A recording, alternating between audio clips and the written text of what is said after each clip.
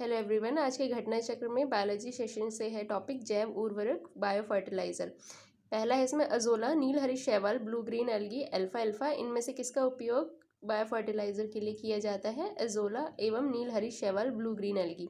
Rhizobium, नील हरी शैवाल तथा azolla में से जैव उर्वरक के रूप में उपयोग होता है इन सभी का, राइजोबियम का, blue green algae, azolla. Nitrogen यौगीकरण पादप है अल्फा अल्फा, चना, चिकपी तथा पत्तियां घास, क्लोवर। नॉस्टॉक, एनाबीना, एजोटोबैक्टर तथा माइकोराइजा में से वो जो नाइट्रोजन स्थिरीकरण करने वाले जीव नहीं है, माइकोराइजा। ईस्ट, क्लोरेला, एजोला तथा मुल्ड में से एक जैव उर्वरक का स्रोत नहीं है, बायोफर्टिलाइजर्स में नहीं है, एजोला। आगे है आपका दालें, चावल, गेहूं तथा गन्ना में से नाइट्रोजन स्थिरीकरण, नाइट्रोजन फिक्सेशन जीवाणु जिस पौधे की जड़ के साथ संयोजक करते हैं वह है दालें। हाँ, नेक्स्ट है यूरिया 2,4-D, स्ट्रेप्टोसाइक्लिन तथा एजोला में से एक जैविक उर्वरक है, बायोफर्टिलाइजर है, एजोला।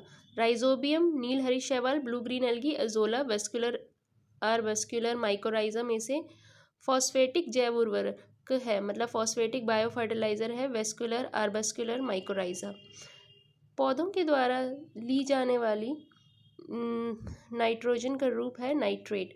पशु विशेषता दुधारू गौ के अनुरूप भोजन के रूप में प्रयुक्त जैव उर्वरक है एजोला।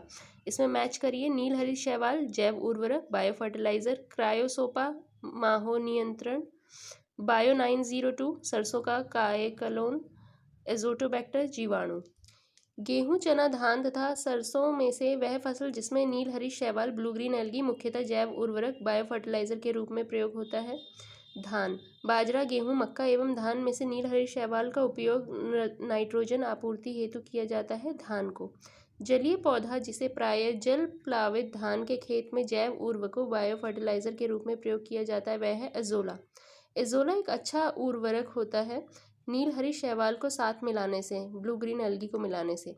एजोला बहुधा जैव उर्वरक के रूप में प्रयोग किया जाता है क्योंकि इसका सहचारी है नील हरी शैवाल, blue green algae.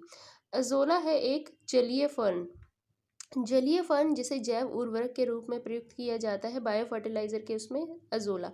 Cyanobacteria, protozoa तथा विषाणु में से वह जो जैव उर्वरक के रूप में प्रयोग होते हैं साइनोबैक्टीरिया। चना, मटर, सेम तथा धान में से वह पौधा जो नाइट्रोजन स्थिरीकरण में सहायक नहीं है, धान। कंपोस्ट के संदर्भ में सही कथन क्या है? गड्ढों में अपशिष्ट पदार्थों की निम्नीकरण प्रक्रिया को केंचुए त्वरित कर देते हैं। लाल, भूरा, हरा तथा नीला हरा शैवाल एल्गी में से जो जैविक नाइट्रोजन निर्धारण से संबंधित है, ब्लू ग्रीन एल्गी, नीला हरा शैवाल।